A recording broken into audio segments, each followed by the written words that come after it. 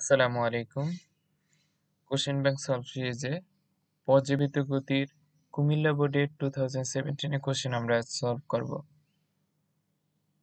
দেখো এখানে তোমার কোশ্চেনে কি ছিল যে চিত্রে একটি সরলদোলক যার সুতার দৈর্ঘ্য দেওয়া ছিল 1.1 মিটার। সুতার দৈর্ঘ্য দেওয়া ছিল 1.1 মিটার। ববের ব্যাসার্ধ দেওয়া ছিল 1.5 সেন্টিমিটার, ভর দেওয়া ছিল 60 গ্রাম এবং ওয়ে হচ্ছে সাম্যাবস্থান এবং কিউসি দিয়ে দিছে 3 সেন্টিমিটার। দ্যাটস মিন এটা হচ্ছে আমার 3 সেন্টিমিটার এবং পিবি হচ্ছে 2 সেন্টিমিটার। পিবি দেওয়া আছে 2 সেন্টিমিটার, জি 9.8 এমএস ইনভার্সড। ক নম্বরের কোশ্চেনে কি বলছে? থিওরিটিক্যাল কোশ্চেন, তোমরা সবাই পারো যে পর্যাবৃত্ত গতির সংজ্ঞা দাও। পর্যাবৃত্ত গতি হচ্ছে যে আমাদের ঘড়িটা, যে পর্যাবৃত্ত গতিসম্পন্ন কোনো কণা যদি একটি নির্দিষ্ট বিন্দুকে নির্দিষ্ট সময় পর পর একই দিক থেকে অতিক্রম করে তবে তাকে আমরা পর্যাবৃত্ত গতি বলি। খ নম্বরে কি কোশ্চেন ছিল? বল সরণ গ্রাফ হতে স্প্রিং সম্প্রসারণে কৃতকাজের পরিমাণ পাওয়া যায়, ব্যাখ্যা করো। আচ্ছা, বল সরণের গ্রাফ থেকে স্প্রিং সম্প্রসারণে কৃতকাজ। আচ্ছা, বল সরণের গ্রাফটা আমরা আঁকি। দেখো, ধরো এই বরাবর আমরা একটা চিত্র আঁকি। এই বরাবর আমরা ধরলাম বল, ঠিক আছে, এবং এই বরাবর ধরলাম আমরা সরণ। ধরো যে আমরা এফ পরিমাণ বল প্রয়োগ করলাম, তাতে বস্তুটার এক্স পরিমাণ সরণ হলো। হ্যাঁ, এফ পরিমাণ বল প্রয়োগ করলাম, ধরো এইখানে বলটা হচ্ছে এরকম। এফ পরিমাণ বল আমরা প্রয়োগ করলে যার সরণ হচ্ছে এক্স। এখন এখানে যদি আমরা চিত্রটা আঁকি, তাহলে এই যে ক্ষেত্রফল যে বের হয় এখানে, এটা যদি ক্ষেত্রফল বের হয়, দেখো এখানে যদি আমরা এই পরিমাণ তো আমরা বলটা প্রয়োগ করছি, ঠিক আছে, এই পরিমাণ তো এফ। এখন আমরা এফ ইকুয়াল টু কি জানি? এফ ইকুয়াল টু জানি কে এক্স। এফ ইকুয়াল টু জানি আমরা কে এক্স। এবং সরণ কি? সরণ জানি আমরা এক্স। এখন দেখো এটা একটা ত্রিভুজ তৈরি করছে না? আমরা ত্রিভুজের ক্ষেত্রফল কি জানতাম?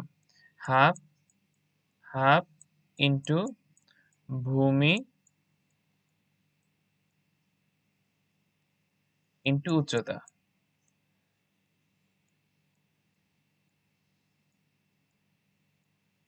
উচ্চতা। এখন দেখো যে এখানে ভূমি কি ছিল? এখানে ভূমি ছিল আমার হাফ, ভূমি ছিল এক্স। এখানে ভূমি কি ছিল? এক্স, লেখে এক্স। উচ্চতা কি ছিল? উচ্চতা এফ পরিমাণ বল প্রয়োগ করছে। হ্যাঁ, উচ্চতা তাহলে কে এক্স পরিমাণ ছিল। কে এক্স লেখো, কে এক্স। তাহলে এই জিনিসটা কি আসে আমাদের? এই জিনিসটা আমাদের আসে হচ্ছে হাফ কে এক্স স্কয়ার। তাহলে কোশ্চেনে আমাদের কি বলছিল যে সরণ বল সরণ গ্রাফ হতে স্প্রিং সম্প্রসারণে কৃতকাজের পরিমাণ পাওয়া যায়। তাহলে আমরা বল সরণের গ্রাফ আঁকলাম। বল সরণের গ্রাফ থেকে আমরা কৃতকাজে স্প্রিং সম্প্রসারণের কৃতকাজ কি পাইছি? এটাই হচ্ছে গিয়া বল সরণের গ্রাফ থেকে স্প্রিং সরণের কৃতকাজ। হ্যাঁ, এখন আসি গ নাম্বার কোশ্চেনে কি বলছে। গ নাম্বার কোশ্চেনে বলছে যে সরল দোলকটির দোলনকাল হিসাব করো। হ্যাঁ, আমরা এটা মুছে দিই।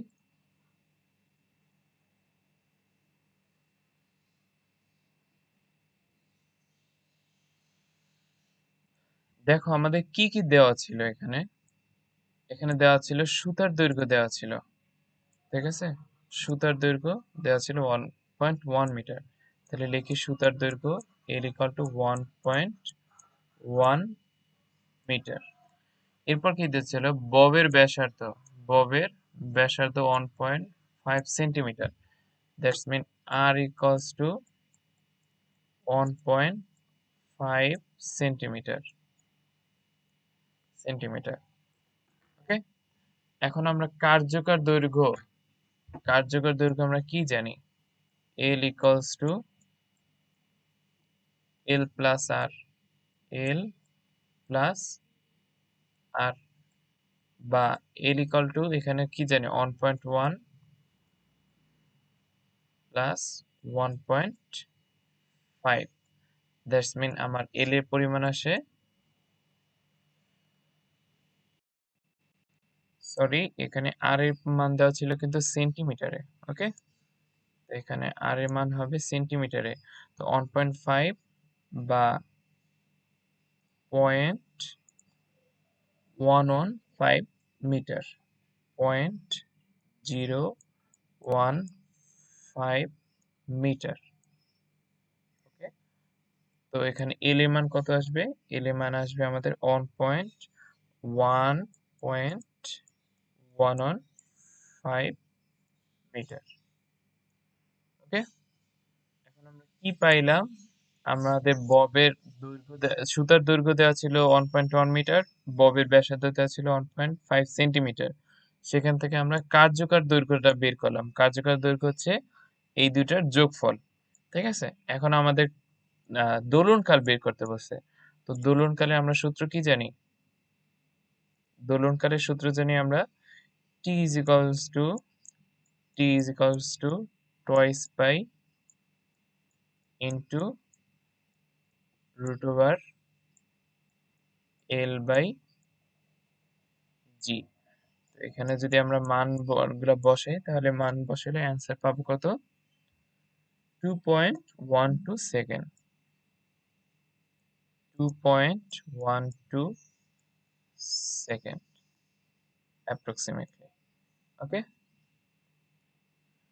ঘ নাম্বারে যে কোশ্চেনটা বলছিল, এই কোশ্চেনটা অনেক মনোযোগ দিয়ে বুঝতে হবে। যে সরল দোলকের এ বি সি বিন্দুতে কার্যকর বলের মান তুলনামূলক বিশ্লেষণ করো।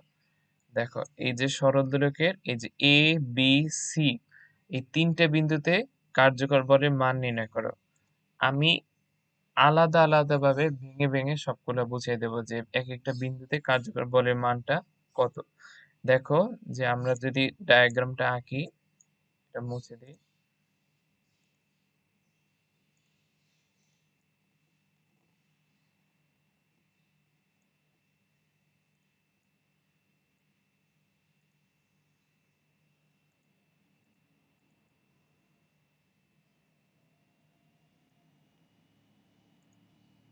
ধরো এই একটা সরল দোলক, এখানে একটা সরল দোলক টানাই দিছি।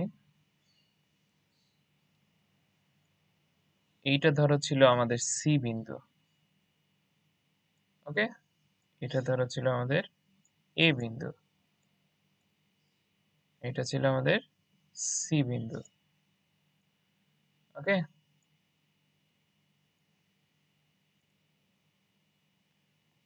আমাদের দেওয়া ছিল কত? ওসি দেওয়া ছিল কত? ও এ হচ্ছে সাম্যাবস্থান। কি কি দেওয়া ছিল এখানে? সুতার দৈর্ঘ্য কত দেওয়া ছিল? সুতার দৈর্ঘ্য দেওয়া ছিল 1.1 মিটার, 1.1 মিটার। দেখো এখানে ভালো করে বেসিকটা বুঝতে হবে। এই একটা এখানে ধরো একটা বব ঝুলানো আছে, যেটা এই ইসের সাথে থিটা কোণ, সাম্যাবস্থানের সাথে থিটা কোণ উৎপন্ন করে। হ্যাঁ, থিটা কোণ উৎপন্ন করে আমি এই বস্তুটাকে ঝুলাই রাখছি। এখন দেখো এই বরাবর ছিল আমাদের থিটা টু ধরি, যেহেতু আমরা সি বিন্দু নিয়ে কাজ করতেছি। Theta two. দেখো এখানে যখন একটা বস্তু থাকবে তখন বস্তুটার ভর কি সোজা নিচের দিকে কাজ করবে? সোজা নিচের দিকে এমজি ভরে নিচের দিকে কাজ করবে। তো এমজিটা কি আমাদের দুইটা উপাংশে ভাগ হয়ে যাবে। একটা উপাংশ কি জানি? এই বরাবর যে যাবে হচ্ছে MG cos theta, MG cos theta, এবং এই বরাবর যাবে হচ্ছে আমাদের MG sine theta, MG sine theta. হ্যাঁ, সাইন থিটা টু। এখন দেখো একটা বব যখন এখানে এই এ বিন্দুতে থাকে, তাকে যদি আমরা থিটা পরিমাণ টেনে ছেড়ে দিই, এই বিন্দু থেকে আবার এই বিন্দু এ বিন্দুতে আসার ট্রাই করবে। এই সি বিন্দু থেকে এ বিন্দুতে আসার ট্রাই করবে কোনটার কারণে? এমজি সাইন থিটার কারণে। ঠিক আছে, mg sin থিটার কারণেই তো আমাদের এই বলটা এই বিন্দু সি বিন্দু থেকে এই বিন্দুতে আসতে ট্রাই করবে। তাহলে এই সি বিন্দুর উপর কাজ করতেছে কি mg sin থিটা। ওকে, তাহলে এইখানে আমাদের চাইছিল যে সরলদৈর্ঘ্যটি এ বি সি বিন্দুতে কার্যকর বলের মান নির্ণয় করো। তাহলে সি বিন্দুতে আমাদের কার্যকর বল হচ্ছে mg sin থিটা 2। ওকে, এখন কোশ্চেন হচ্ছে এই যে এম আমরা জানি যে ববের ভর দিয়ে দিয়েছে 60 গ্রাম, হ্যাঁ, জি এর মান জানি 9.8 ms ইনভার্স 2, বাট এই sin থিটা 2 এই থিটার মান তো আমরা জানি না, এই থিটার মানটা আমরা বের করব। ওকে, দেখো যে এই সুতার দৈর্ঘ্য যখন 1.1 মিটার দিয়ে দিছে, হ্যাঁ, আর এই যে কিউসি, ধরো এই বিন্দুটাকে আমরা কিউ ধরলাম, এই যে কিউসির পরিমাণ কত দিয়ে দিছে, কিউসির পরিমাণ দিয়ে দিছে আমাদের 3 সেন্টিমিটার, 3 সেন্টিমিটার। ওকে, তাহলে আমরা ধরো এইটা যদি থিটা কোণ উৎপন্ন করে, এই যে এই পাশটা এইটা কি ভূমি, এটা হচ্ছে ভূমি, তাহলে এইটা কি, এটা হচ্ছে লম্ব আর এটা হচ্ছে অতিভুজ। তাহলে আমরা সাইন থিটা ইকুয়াল টু কি জানি, সাইন থিটা ইকুয়ালস টু জানি আমরা sine theta two equals to জানি লম্ব ডিভাইডেড বাই অতিভুজ, লম্ব ডিভাইডেড বাই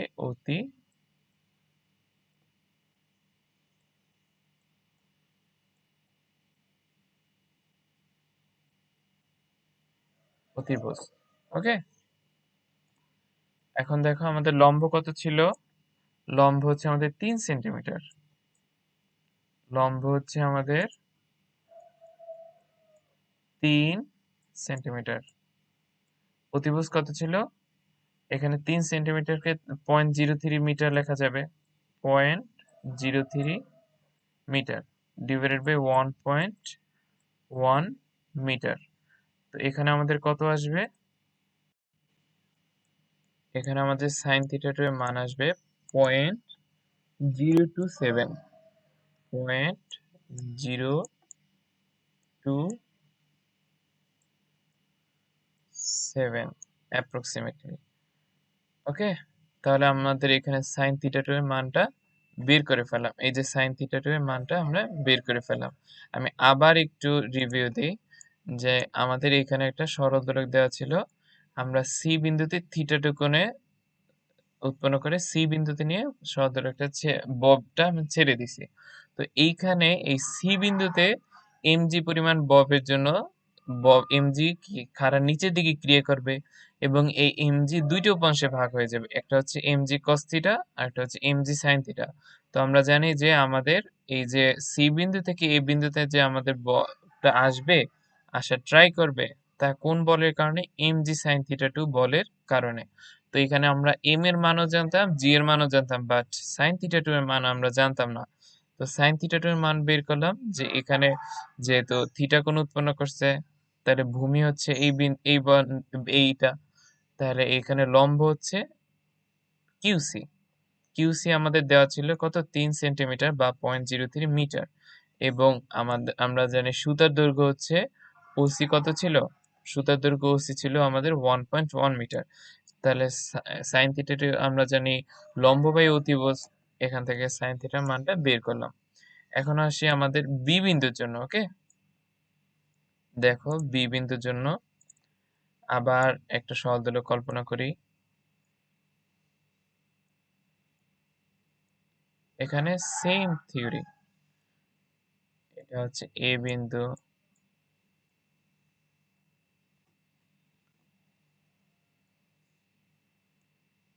এখানে একটা বল, একটা বস্তু সোজা নিচের দিকে সোজা খাড়া বরাবর কি থাকবে, mg কাজ করবে,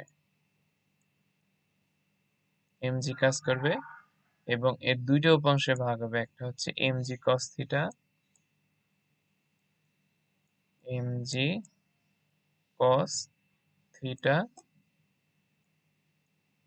1, এবং আরেকটা হচ্ছে mg sin theta, mg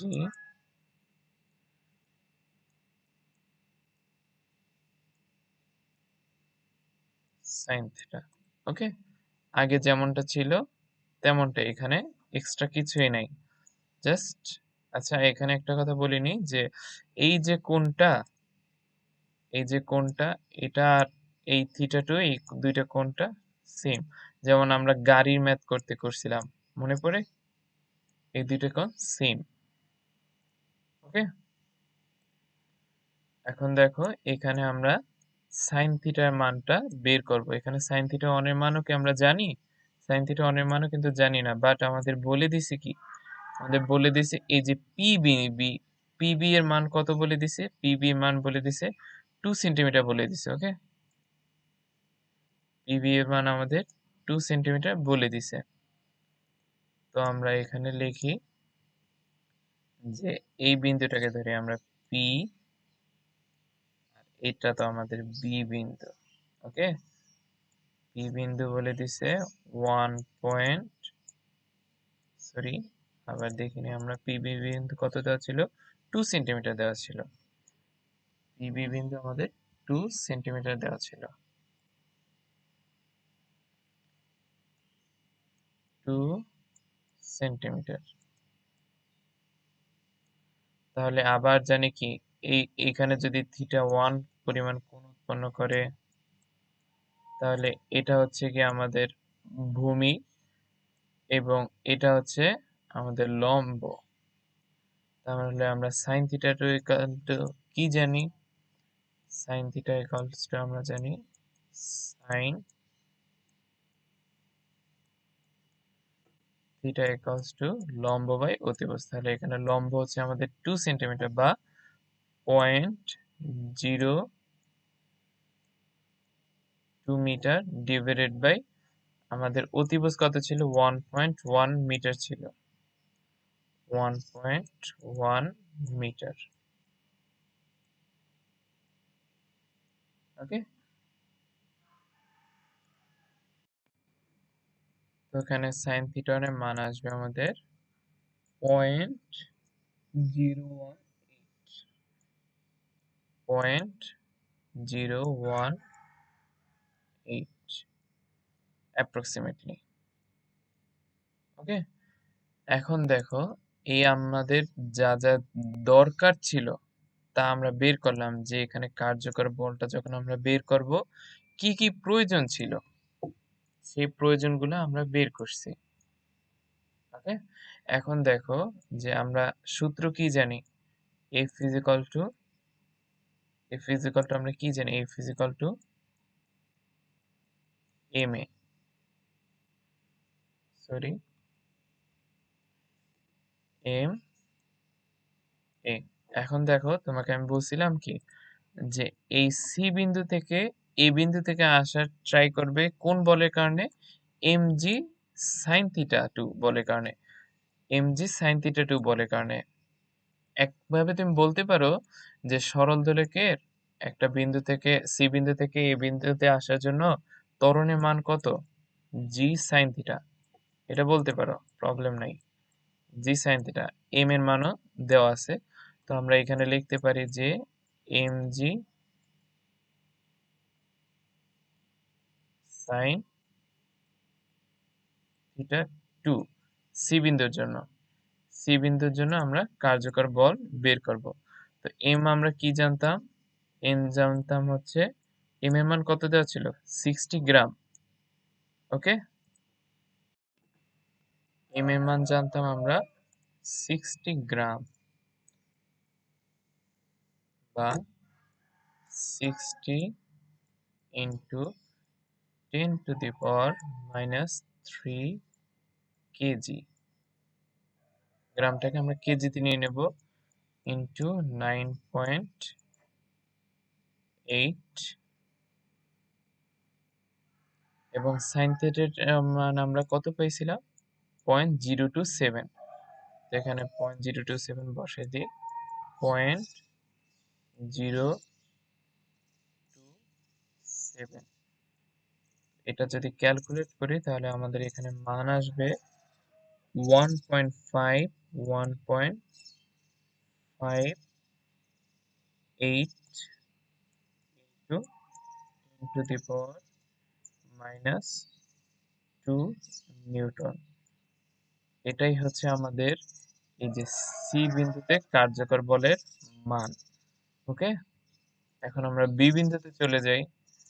B বিন্দুতে কার্যকর বলের মান কত? তো আমরা আগেই জানি যে এফ ইজিক্যাল টু কি জানি?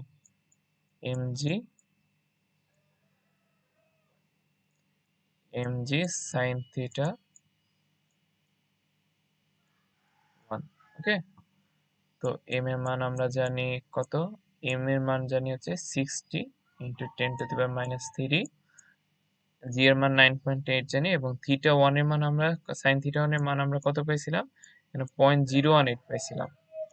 ওকে, তো সাইন থিটার মান হচ্ছে 0.018। যদি এটা ক্যালকুলেট করি তাহলে এখানে অ্যান্সার আসে,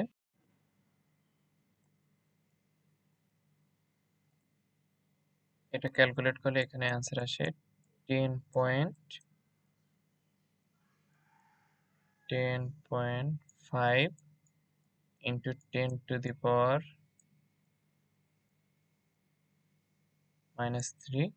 নিউটন। আমরা বি বিন্দুতে কার্যকর বলের মানও পেয়ে গেলাম। ওকে, এখন দেখো আরো একটা কিন্তু বাকি আছে, এই বিন্দুতে কার্যকর বলের মান। দেখো এই বিন্দুতে থিটা কোণের মান কত ছিল? এই বিন্দুতে থিটা কিন্তু ছিল 0। বি বিন্দুতে থিটা 1 কোণ উৎপন্ন করছে, এই বিন্দুতে থিটার মান কত ছিল? 0। তো এখানে যদি এ বিন্দুর জন্য নির্ণয় করতে চাই তাহলে এফ ইজিক্যাল টু কি আসে? F equal to MG sine theta. ধরো এখানে থিটা কোণ উৎপন্ন করছে। এখন দেখো যেহেতু 0 সাইন 0 ডিগ্রি মান কত? 0। তাহলে এফ এ বিন্দুতে কার্যকর এ বিন্দুতে কার্যকর বলের মান আমরা কত পাইলাম? তাহলে 0। তাহলে আমরা আবার একটু দেখি যে কি কি পাইলাম। প্রথম এখানে বলছিল যে এ বি সি বিন্দুতে কার্যকর বলের মান নির্ণয় করতে বলছে। তো দেখো যে এ সি বিন্দুতে আমরা কার্যকর বলের মান নির্ণয় করছিলাম কত? এফ সি কত পাইছিলাম? এফ সি পাইছি আমরা 1.58 ইন্টু 10⁻² নিউটন। ওকে, তারপর আমরা বি বিন্দুর জন্য কার্যকর বলের মান বের করছি। বি বিন্দুতে কার্যকর বলের মান পাইছি 10.5 ইন্টু 10⁻³ নিউটন। 10.5 into 10⁻³ Newton. তারপর এ বিন্দুর জন্য আমরা কার্যকর বলের মান পাইছি, যেহেতু থিটার মান ছিল 0, তাহলে এ বিন্দুতে কার্যকর বলের মান 0। যেহেতু এ আরেকভাবে বোঝাই যায় যে এ হচ্ছে আমাদের সাম্যাবস্থান। ওকে, তো আজ এই পর্যন্তই। আমরা টেস্ট পেপার সলভিং প্রোগ্রাম শুরু করছি, তোমরা সবাই জানো। আমাদের চ্যানেলটি সাবস্ক্রাইব করে রাখবে, তাহলে আমাদের পরবর্তী যে ভিডিওগুলো সেগুলো সহজেই পেয়ে যাবে। ওকে, আসসালামু আলাইকুম।